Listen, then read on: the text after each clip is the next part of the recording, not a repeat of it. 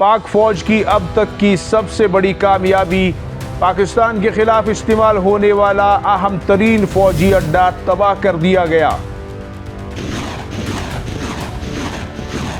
फितनतुल खवारिज के शरपसंद और दहशतगर्द जंगजू अपने हथियार और वर्दियां तक छोड़कर फरार हो गए।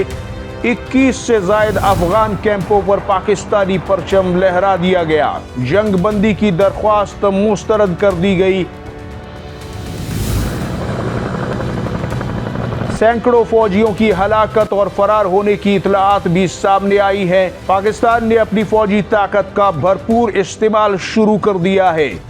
तफसीलात के लिए वीडियो को आखिर तक मुलाहिजा फरमाएं और बराह करम चैनल को भी सब्सक्राइब कीजिए, बेल आइकॉन दबाइए ताकि हमारी हर आने वाली वीडियो आपको वक्त पर मिल सके।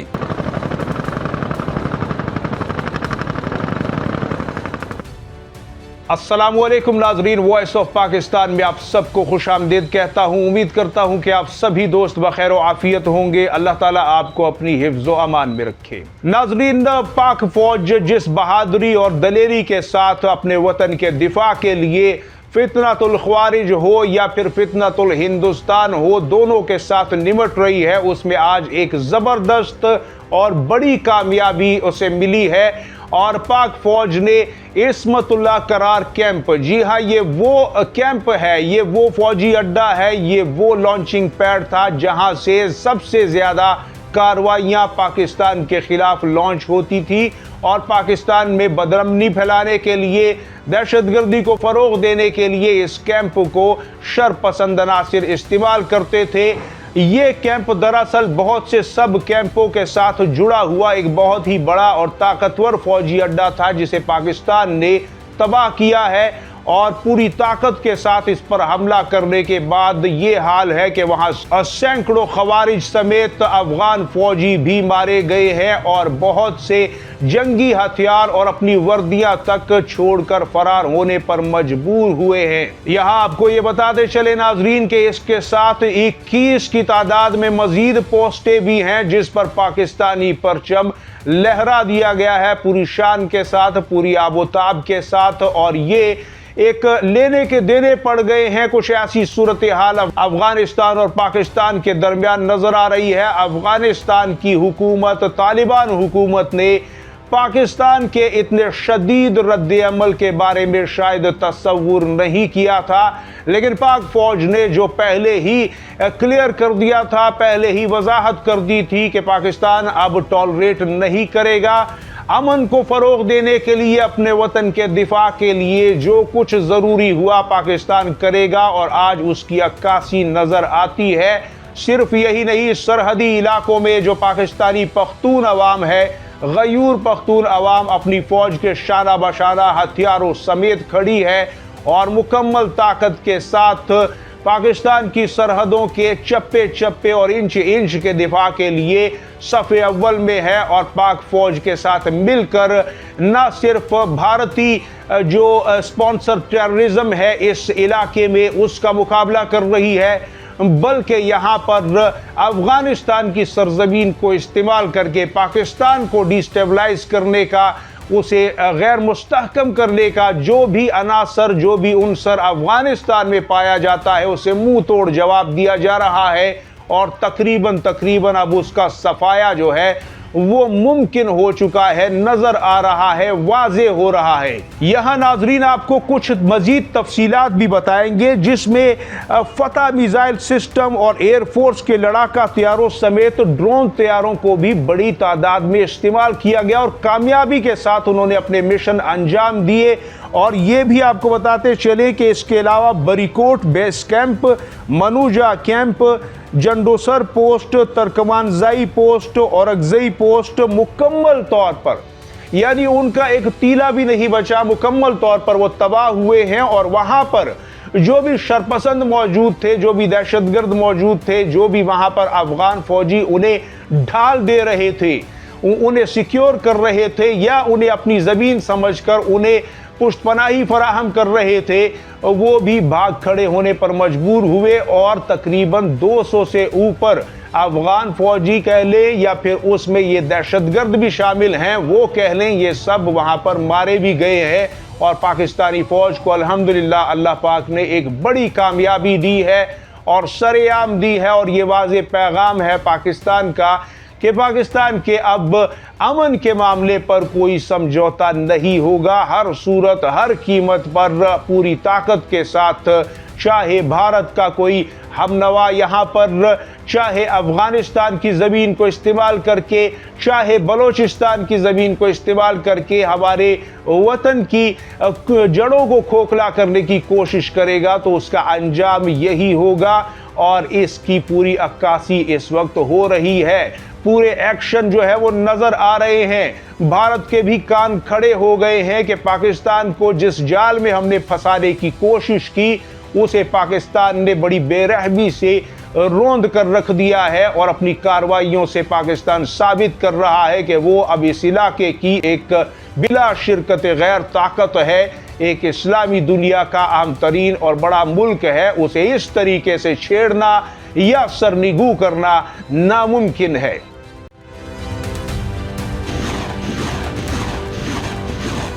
इस वक्त नाजरीन आपको मजीद तफसीलात में अगर लेकर जाए तो इस हमले में पाक फौज के जो शोबा ताल्लुकात आमा के मुताबिक 11 और 12 अक्टूबर की रात के बाद ये प्लानिंग जारी थी और उसके बाद ही ये हमले जो है तेज हुए। तो उसमें आज पाक फौज ने बिला इश्तियाल हमले का जवाब पहले दिया और उसके बाद अफगान तालिबान और भारतीय हिमायत याफ्ता फितनातुल खवारिज के पाक अफगान सरहद पर पाकिस्तानी फौज ने हमला कर दिया।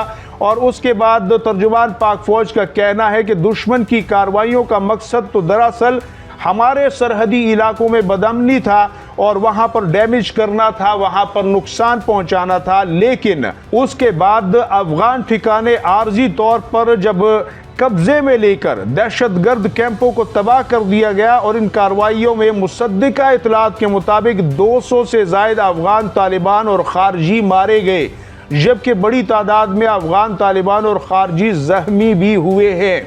इन कार्रवाइयों के दौरान आम शहरियों के तहफ़्फ़ुज़ और कोलेट्रल डैमेज के बचाव के खुसूसी इक़दाम किए गए, यानी इसमें और ज़्यादा लोगों की हलाकतें हो सकती थी। लेकिन पाक फौज सिविलियन और बेगुनाहों की जानों का बहुत ख्याल रख रही है, उन्हें कोई नुकसान या जिच ना पहुंचे, इसलिए बहुत ही प्रिसिशन के साथ स्ट्राइक कर रही है। मखसूस और चुनिंदा मकामात पर ज़बरदस्त हमला किया जा रहा है और डैमेज को एक दायरे में रखने की पूरी कोशिश और पूरा लिहाज रखा जा रहा है। पाक फौज के तर्जुमान ने मजीद बताया कि तालिबान हुकूमत को हमने खबरदार किया है कि अपनी सरजमीन से दहशतगर्द तंजीमों को ख़त्म करे, हर सूरत में ख़त्म करे।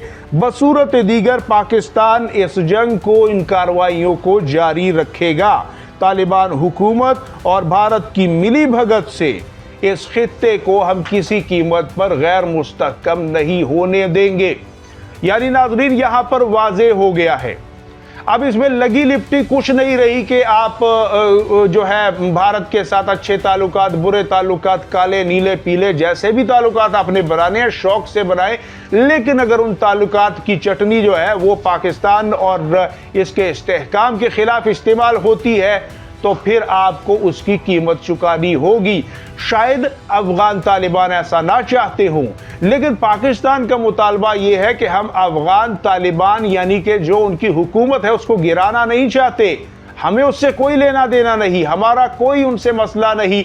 अगर वो इन चीज़ों को काबू कर लें, अगर वो अपनी सरजमीन के हवाले से गारंटी दे दें कि ये आपके खिलाफ इस्तेमाल नहीं होगी, हम जो है भारत का आलाकार नहीं बनेंगे, हम आपके मुल्क के अंदर, आपके शहरों के अंदर बदअमनी की कोई कार्रवाई ना सपोर्ट करेंगे, ना ही होने देंगे, तो पाकिस्तान कभी भी उन पर ना हमला करेगा और ना ही ऐसी सूरत हाल दोबारा कभी जन्म लेगी।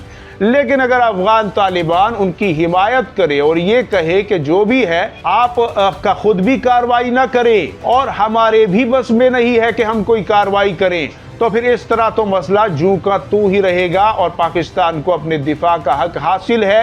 पाकिस्तानी अफवाज या पाकिस्तानी अवाम यकीनन ना तो अफगान अवाम के खिलाफ है, वो मुसलमान हैं, हम मुसलमान हैं, हम सब आपस में भाई हैं। अफगान बहन भाई, हमारे बहन भाई, हम सब एक साथ बरसों रहे, दहाइयों तक रहे।